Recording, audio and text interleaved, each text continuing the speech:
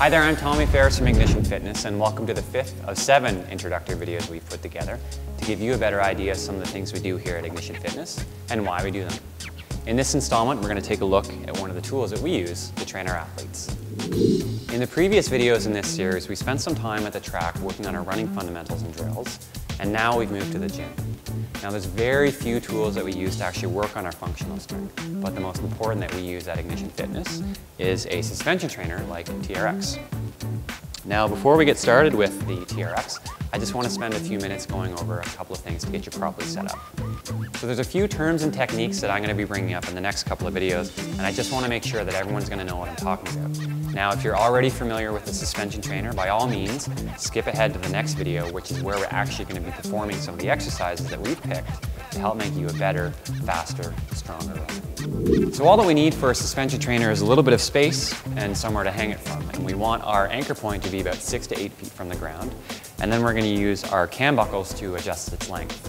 And we're going to use it for upper body and lower body exercises at its shortest to mid-length.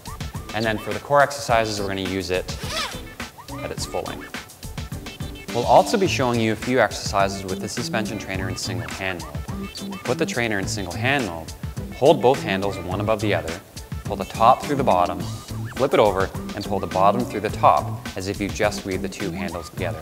Pull on the handle that is now the topmost to lock in position. Some of the key reasons we use a suspension trainer when working on our functional strength are because it allows us to have a full range of exercise-specific motion. Because of the loose, unstable nature of the straps, we're constantly having to engage our core to keep things steady. It allows us to perform some tricky exercises with much more stability and safety, and it also allows us to train all three planes of motion. Now, one of the things that we need to be aware of when we're swimming and biking and running is that we're always moving forward in a straight line. We're constantly moving along in just that one plane of motion. And to make ourselves better athletes and to help avoid injury, we want to train all three planes of motion, which are the sagittal plane, which is that front and back plane, our side-to-side plane, which is called our frontal plane, and our transverse plane, which is our rotational plane, and a suspension trainer allows us to do that. Just like some of the running drills we run over, strengthening and training all three of our planes of motion is going to increase our active range of motion. And another great thing about a suspension trainer is it allows us to progress through the same exercise with movements that get more and more difficult as we become stronger.